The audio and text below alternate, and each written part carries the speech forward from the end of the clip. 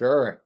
So my journey first started in Denver when I was before I was 1 year old. We moved from Denver to South Africa, interestingly enough, and then to England. And I came back to the United States when I was about 8 years old. So I'm the only one in my family that was born in the United States. My dad used to say I had to become president because I was the only one who could do it. I think I disappointed him in that regard, but.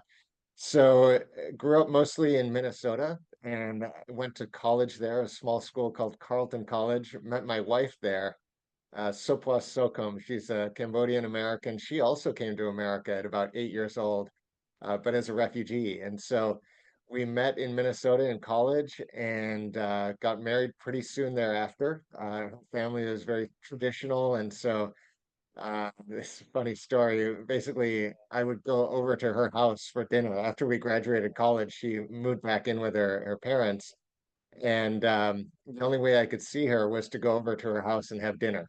Otherwise, it was very strict. She could go to work, but then she had to come back home after work. And so eventually her mom said, that boy's coming over for dinner an awful lot.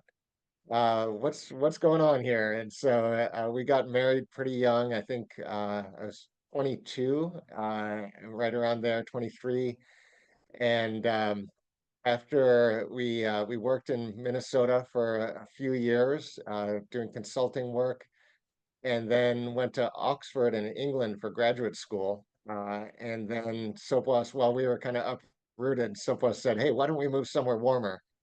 And there's a big Cambodian community in Long Beach. She had a brother who was in Monterey Park and a sister who had already moved to Long Beach.